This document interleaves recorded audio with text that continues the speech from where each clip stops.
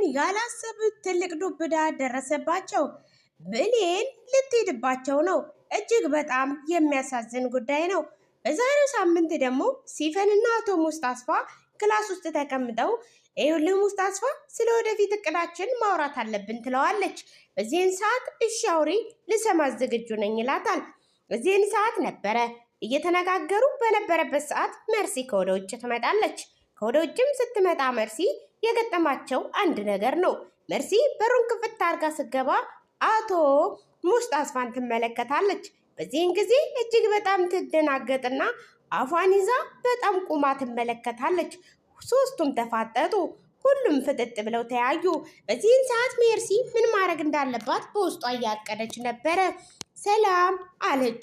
በዚህን ሰዓት አይዞሽ አትፍሪ፣ ወንድሜ ነው ሙስጣስፋ ይባላል ተዋወቁ ስትል ሲፈን ነገረቻት። ኦኬ ሙስጣስፋ በነገራችን ላይ በጣም ታስፈራለች ስትለው ይህን ያህል የማስፈራም ሰው የማስደነግጥም ሰው አይደለሁም፣ ስለዚህ ቀስ ብለሽ ማውራት ትችያለሽ ይላታል። በዚህን ሰዓት ነበረ ይህንን እየተባባሉ በነበረበት ሰዓት ብሌን ክላሷ ውስጥ ተኝታ ነበረ።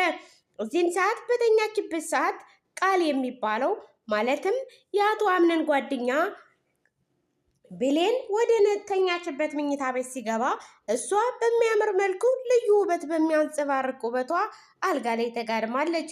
እንቅልፍም ሸለባ አድርጓታል። እንደው ከነጭራሹም አልወሰዳትም እንጂ ሰመመን ነው የወሰዳት። ነገር ግን የሆነ ነገር እንደመጣ ታስታውሳለች። ማንነቱንና ምን እንደመጣባት ብቻ ነው ማወቅ ያቃታት። በዚህም ሰዓት ነበረ እጅግ ያልታሰበ ነገር የገጠመች። ምክንያቱም እሷ ያላሰበችው ነገር አንድ ነገር ሆኖባታል። በዚህን ሰዓት አቶ ቃል ይገባና ወደ ክፍሏ ሰውነቶቿን የሚያምሩ ገላዎቿን እየተመለከተ መቋመጡን ቀጠለ። በዚህን ሰዓት ነበረ ዋው እንደዚህ ያለ ውበት፣ እንደዚህ ማማር፣ እንደዚህ ልዩነት፣ በስማም እንዴት አባቷ ታምራለች ደግሞ ስትተኛ እያለ በውበቷ ተማርኮ ይመለከታት ነበረ። በዚህ ሰዓት ብሌን ተኝታ ነበረ። በተኛችበትም ሰዓት ገብቶ ከላይ እስከታች ከታች እስከ ላይ አይቶ ተመለከታት፣ እንዲሁም ተመኛት። ነገር ግን ምኞቱን እውን ለማድረግ ብዙም ቦታው አልተመቸውምና ወደ ሌላ ክላስ ይሄዳል። በዚህን ሰዓት ብሌን ትነሳና ቀጥታ ወደ እናቷ ወደ ዛህራ ወደ ኪችን ትወርዳለች። ወደ ኪችንም ከሄደች በኋላ እናቴ ዛህራ ጠፋውብሽ አይደለ ስራውን ትቼ አለቻት። እናት ዛህራም ሳሎኑ ጋም ይሆንም ወይም ዕቃ ቤቱ ሆና እያጸዳች በነበረበት ሰዓት ወይም ጠረጴዛውን እያጸዳች ነበረ። ነገር ግን እናት ዛህራ አረ ልጅ ምንም ብዙ ስራ አልሰራውም እኮ ደግ አደረግሽ ብላ ጉሽ የኔ ልጅ ብላ ታበረታታለች።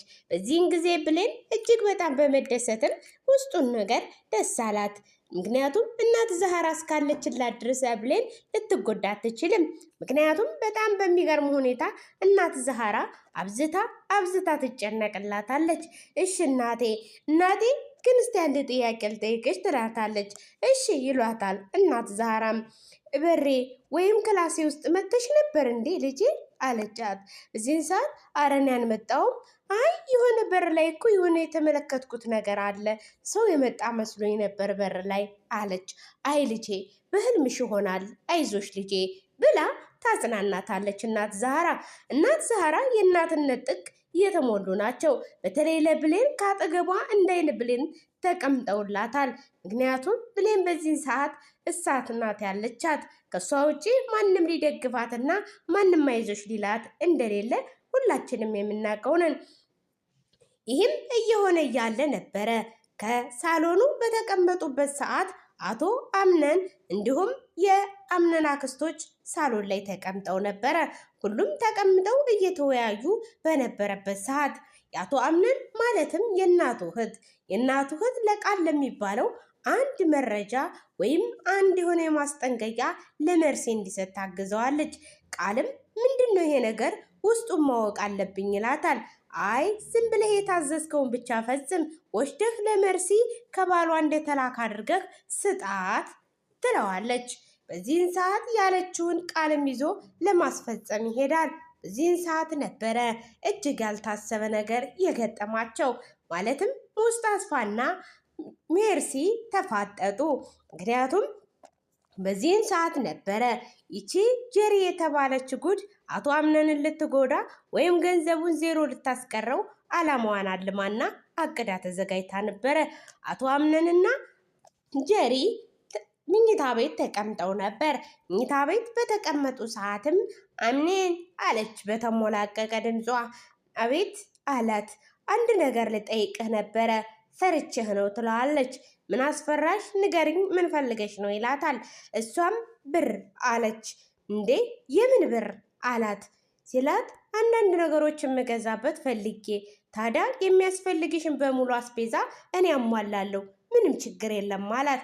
አይ እኔ በእጄ ነው የምፈልገው፣ ካሽ ወይም በእጄ ስጠኝ አለችው። እዚህን ጊዜ ነበረ አቶ አምነንም እሺ ስንት ትፈልጊያለሽ አላት።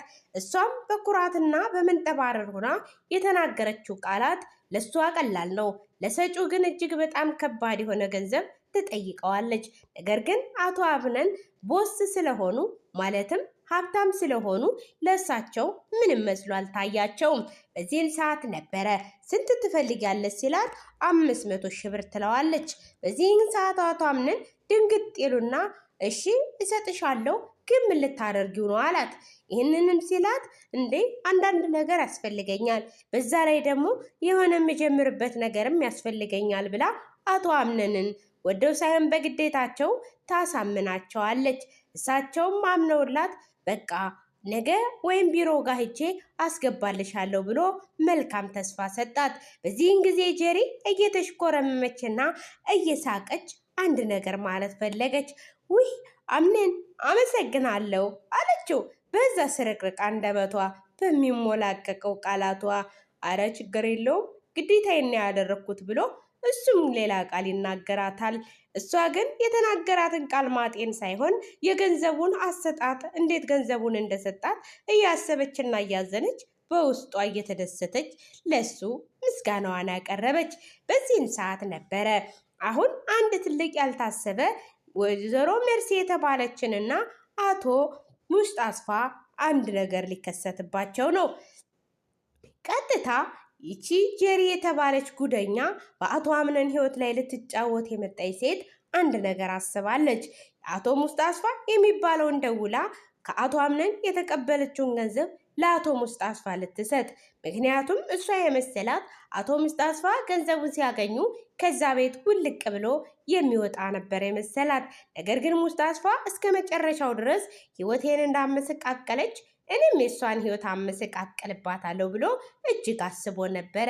ሙስጣስፋ በእውነቱ እጅግ የተጎዳ ሰው ነው። ከሀብትነት ወደ ድህነት ያወረደችው ጀሪ ናት። በጣም በሚገርም ሁኔታ እጅግ ያሳዝናል። ለዚህ ነው አንዳንድ ጊዜ ሰዎች ግፍ አትስሩ የሚባለው። ምክንያቱም ነገ ጧት ቁጭ ብሎ እንደሚጠብቀን ስለሚያውቁ ነው። ሰዎች በጣም እኮ ነው እጅግ በጣም የሚገርመው። በዚህን ሰዓት ለአቶ ሙስጣስፋ ጀሪ ትደውልለታለች። ደውላ ይኸው ገንዘቡን አምጥችልሃለሁ፣ ካሁን በኋላ ወደምትሄድበት ሂድ፣ ከአጠገቤ እንዳትደርስ ብላ ማስጠንቀቂያ ትሰጠዋለች። በዚህን ሰዓት ነበረ እሱም እጅግ በጣም በመደናገጥ ጥሮ ምን ለማለት ፈልገሽ ነው? ወደ የት የሚሄድ መስሎሽ ነው? ይህንን ስለሰጠሽኝ ከዚህ ቤት የምወጣ መስሎሽ ነው? በፍጹም እንዳታስቢ አለች። በዚህን ሰዓት ወይዘሮ ሜርሲ ሁሉን ነገር አንድ ባንድ ቁማ እያዳመጠች ነበረ። ሁሉንም ነገር አዳመጠቻቸው። ወይኔ ጉዴ! ውለካ ወንድሜን ልጅ ልትበላውና ልትግጠው ነው የመጣችው።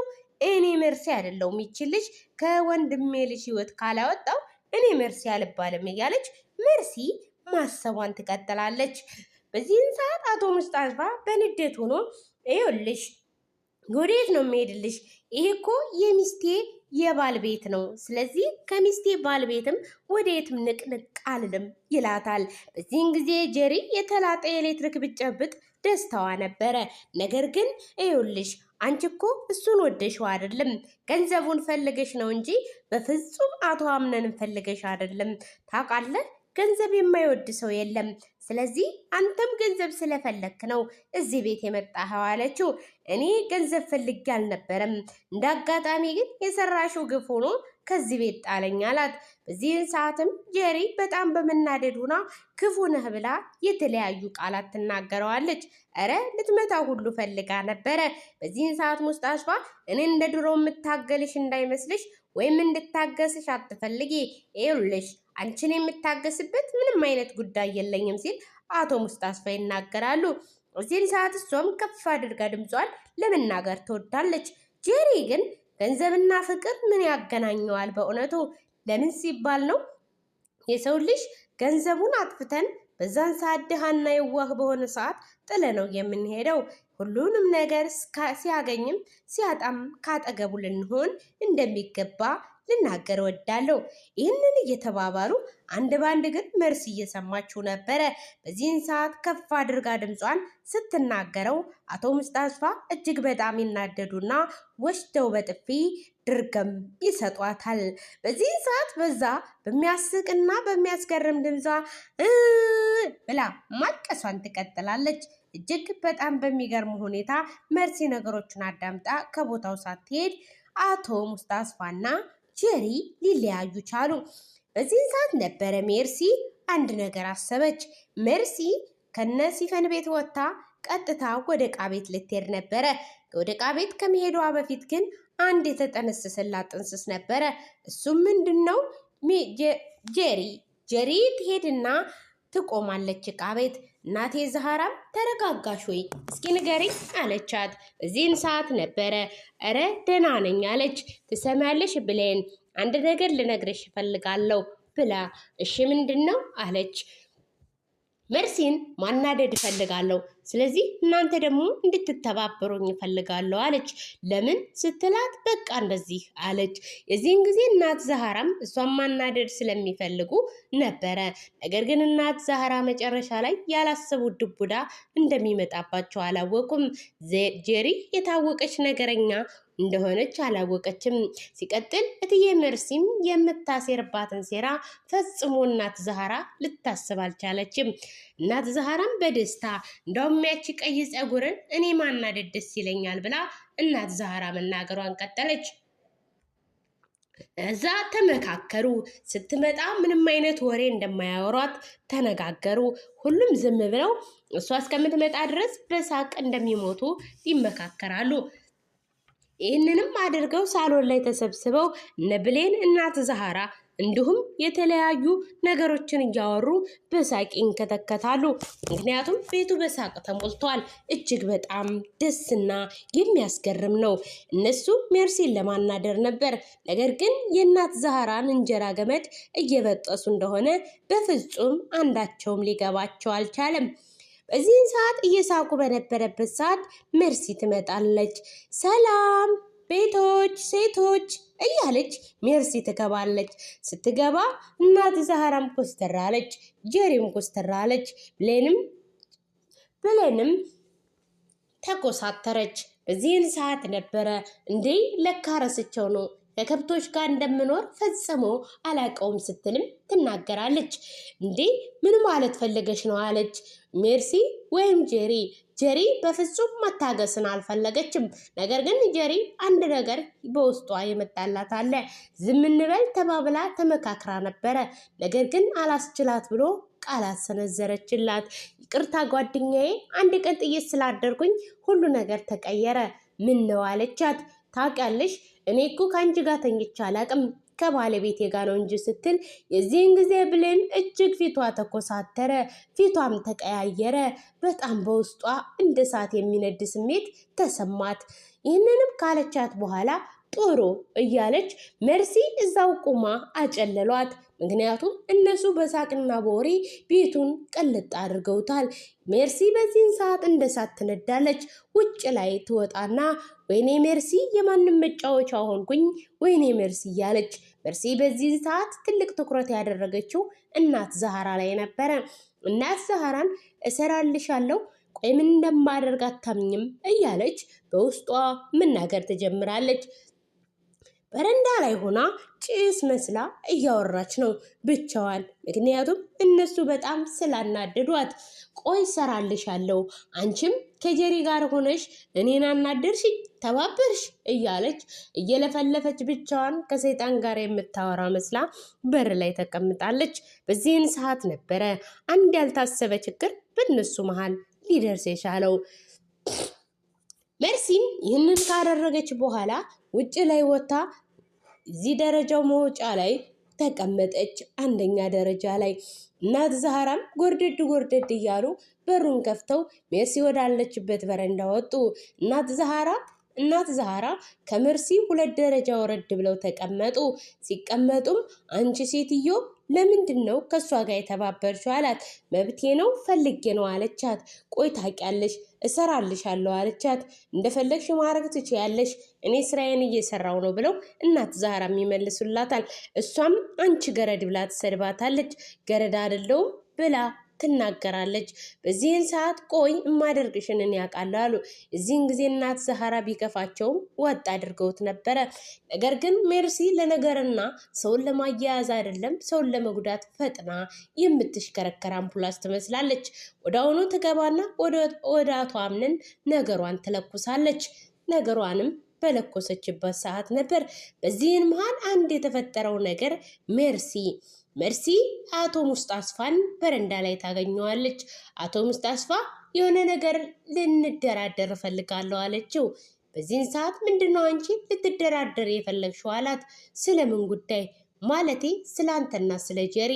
ባክህ ብዙ ማገዶ አትፍችብኝ፣ ዝም ብለህ ቀጥ ብለህ ወደ መስመሩ ግባ። ምክንያቱም ከኔ ጋር ከተባበርክ ብዙ ነገር ማድረግ ትችላለህ አለችው። እሱም አረ እባክሽ ማለቱን ቀጠለ።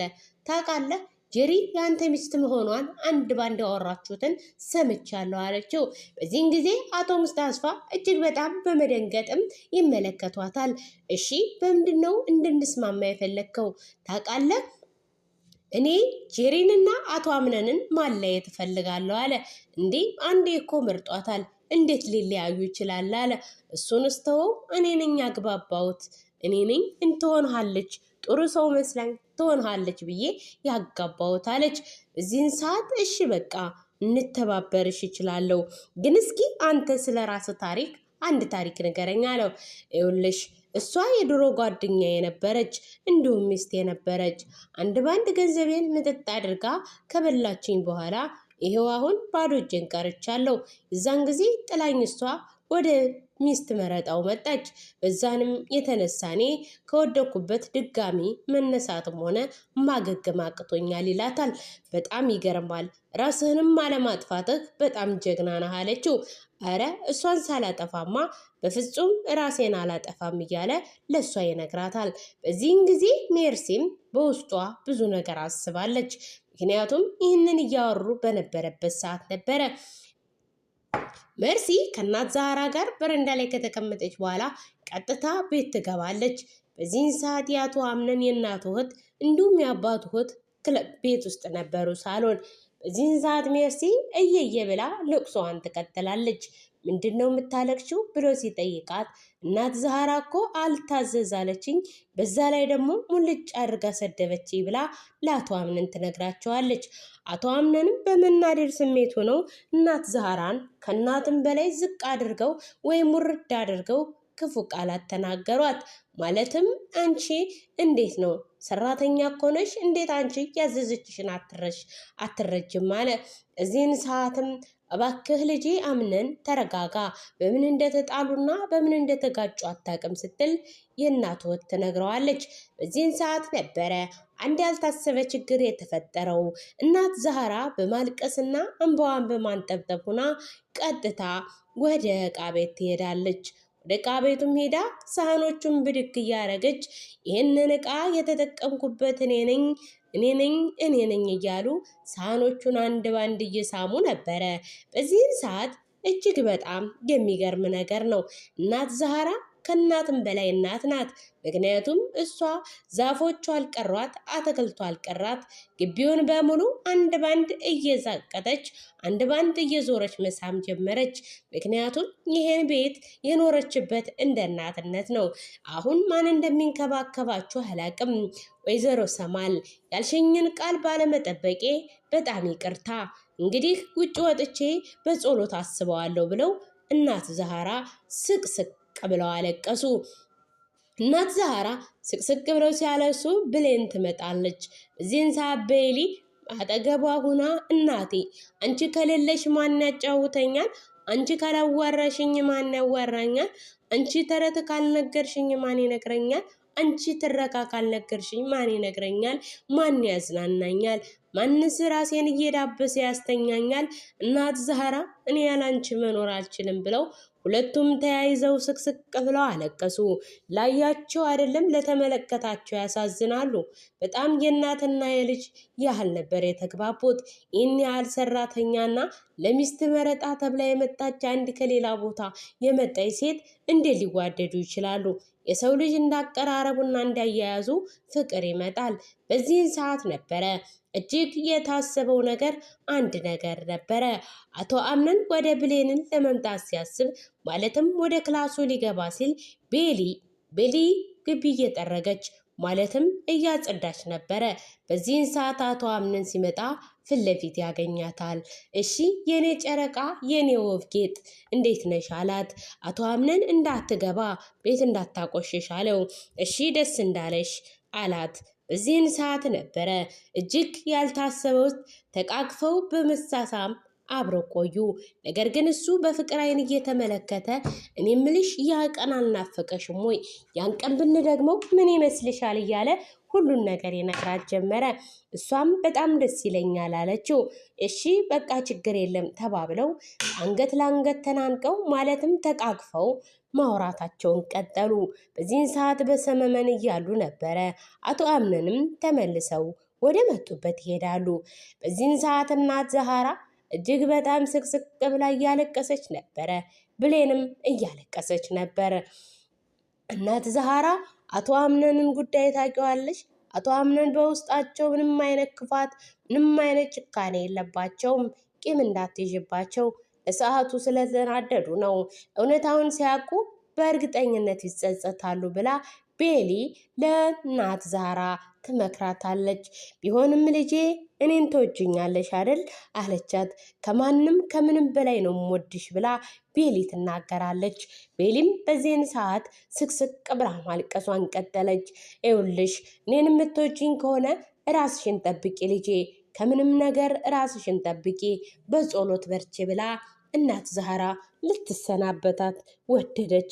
በዚህን ሰዓት ቤሊ ወደ ክፍሏ ትሄድና ስቅስቅ ብላ ማልቀሷን ቀጠለች። እያለቀሰች በነበረበት ሰዓት የአቶ አምነን አክስት ማለትም የእናቱ እህት ይህን ነገር አስበህበታል ወይ? እባክህን እናት ዛህራ እኮ ማለት ከልጅነትህ ጀምሮ እኮ ያሳደጉህ ናት ስትል ትመክረዋለች። እሱም ታሳድገኝ እንጂ ነገር ግን ካክስቴ አትበልጥም ሲል ከባድ ቃልን ያወጣል። በዚህን ሰዓት እባክህን የተጣሉበትን ነገር አጣርተሃል ወይ? እነሱ በምን ሊጣሉ ይችላሉ አለ። በዚህን ሰዓት ለማንኛውም እውነቱን ብታጣራ ይሻላል፣ ያለ ምክንያት እነሱ አልተጣሉም አለች። ምክንያቱም የእናቱ እህት አብዝታ ተጠራጣሪና ብልጥ ሴት ናት። ከመናገሯ በፊት ማድረግ ያለባትን እጅግ የምታውቅ ጀግና ሴት ናት። ይህ ነገር ነበረ በውስጣቸው የነበረው ነገር እጅግ በጣም የተሳሰረ ነው። ምክንያቱም የእናት ዘመድ ይባላል የአባት ዘመድ የእንስራ ጆሮ ነው እንደሚባለው እዚህ ላይ እውነት ሊሆን ነው። በጣም በሚገርም ሁኔታ እናት ዛህራ ቤቶቹን ሁሉ ከተሰናበተች በኋላ በር ላይ ልትወጣ ደረጃው ላይ ቆመዋል። አቶ አምነን እንዲሁም አክስትየዋ ሁለቱ አክስት እንዲሁም ይህቺ ጀሪ የተባለች ሴትዮ ከዛ በረንዳ ላይ ቆመው በግራ በቀኝ ቆመው እየጠበቋት ነበረ። እናት ዛህራም ቦርሳዋን ይዛ ማለትም ሸንጣዋን ይዛ ከእናቷ አምነን ጋር አንደኛ ደረጃ ላይ ቆመች። በዚህን ሰዓት ነበረ አንድ ያልታሰበ ነገር ሊገጥማቸው የቻለው። እናት ዛህራ ሻንጣዋን ይዛ ወደ ውጭ በምትወጣበት ሰዓት ብሌን አንድ ሀሳብ አስባለች። እናት ዛህራ ከወጣች እዚህ ቤት ማናለኝ? እንዴትስ ልኖር እችላለሁ? እያለች እሷም ቀጥታ ክላሷ ትገባና ያሏትን ልብሶች ለቃቅማ ይዛ ለመውጣት አሰበች። በዚህን ሰዓት አቶ አምነን አንድ ያላሰቡት ከባድ ችግር እንደሚገጥማቸው አላወቁም። ማለትም የእናት ዛህራና የብሌን ጥብቅ የሆነ የፍቅር ግንኙነት አልገባውም ለሱ። አቶ አምነንም እናት ዛህራ እየሄድሽ ነው እንዴ? በደመወዝሽን ላስገባልሽ አሁኑ ነው አላት። ይህንም ሲላት የኔ እኮ የቤተሰባዊ ነው ምንም አይነት ደመወዝ አልፈልግም ብላ ቀጥታ ከነ አቶ አምነን ወርዳ መጨረሻ ደረጃ ላይ በቆመችበት ሰዓት ነበረ። ወደ አሁኑ እሷ ሻንጣዋን ተሸክማ ዘወር ሲሉ እሷ እናት ዛህራ አለች። ቤሊ እናት ዛህራ አለች። እኔም ከአንቺ ጋር አብሬ መሄድ እፈልጋለሁ አለቻት። በዚህን ሰዓት አቶ አምነን እጅግ በመደናገጥ ሆነው ተመለከቷት። እንዴ በጣም ፊታቸው ተኮሳተረ። ምክንያቱም ቤሊ ከዛ ቤት ወጣች ማለት አቶ አምነን ሊያገኟት እንደማይችሉ ተስፋቸው ተሟጠጠ። በዚህን ሰዓት ሁሉም አፍጠው እየተመለከቱ ነበረ። ጀሪም ቀና ብላ መመልከቷን ቀጠለች። አክስትየዋም እንደዚህ። ይህ እንደዚህ ያለ ድራማው እዚህ ላይ ያቆማል። በቀጣይ እስከምንመጣላችሁ ድረስ አሁን ትንሽ ገጠመኝ ጋብዛችሁና ከዛ እንጨርስላችኋለን። ስለ ብሌን ወይም ስለ አቶ አምነን ቤሊ። እሺ እነሆ ብሌንና የአቶ አምነን ታሪክ ክፍል 15 ላይ ሊሆን የሚችለው ጥልቅ ፍቅርን መተማመንና መናፈቅንም የሚቀልጽ ረዘም ያለ ፍቅር ግጥም ላቀርብላችሁ ወድጃለሁ። በጥሞና ተከታተሉኝ።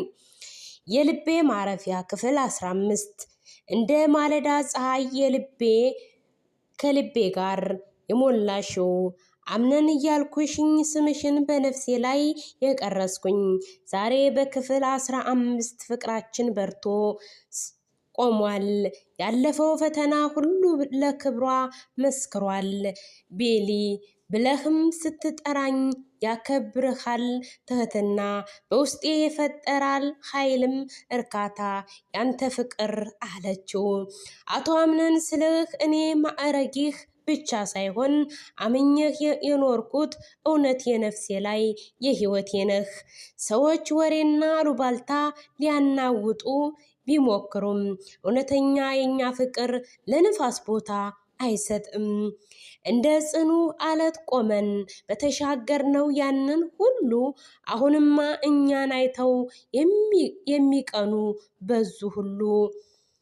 አምነን ሆይ አንተን እኮ የትዕግስት ጥግ የልብ ሰፊነት ተምሳሌት ለእኔ ላበድከው ልጅህንም የሆንከኝ የህይወቴ መብራት በእቅፍ ውስጥ ሸሽገኝ ፍርሃትንም ሁሉ ይርቃል። ካንተ መለየቴ ማለትስ ለእኔ ሞቴ ያጥፋል። ክፍል 15ም ደርሰናል። ገና ብዙ እንጓዛለን። በእምነት በጸና ፍቅራችን እናጸናለን። አንተ የልቤ ንጉስ፣ እኔ ያንተ እመቤት፣ እስከ ዛሬ እንኖራለን በዚህ በንጹህ ፍቅር ቤት። ያለ አንተማ ህይወት ባዶ ጨለማ ነበር። በአንተ መምጣት ግን ህይወቴ በደስታ በሳቅ ከበረ። ስለዚህም አሁን እልሃለሁ በልቤ ሙሉ ስልጣን አለህ። እኔ ላንተ አልሆንም፣ ነፍሴም ትከተልሃለች። ይህንን ይመስላል ያቀረብኩላችሁ ግጥም። ለያሬድ ሚዲያ አዲስ ከሆናችሁ ያሬድ ሚዲያን ሰብስክራይብ በማድረግ እንዲሁም ሀሳብ አስተያየታችሁን በቦክስ ሳጥኗ መስጫ ውስጥ አስቀምጡልን። እንዲሁም ላይክ አትርሱ። ከወደዳችሁ ሰብስክራይብ አድርጎ እንወዳችኋለን። እስከ ሳምንት መልካም ሳምንት። በሌላ ፕሮግራም እስከምንገናኝ ድረስ እስከዛው ድረስ መልካም ሳምንት። ባይ ባይ። እወዳችኋለሁ። ሰላም ለሀገራችን፣ ሰላም ለወገናችን፣ ሰላም ለሕዝባችን፣ ሰላም ለዓለም ሁሉ በሙሉ። ሰላም ለሀገሬ ኢትዮጵያ።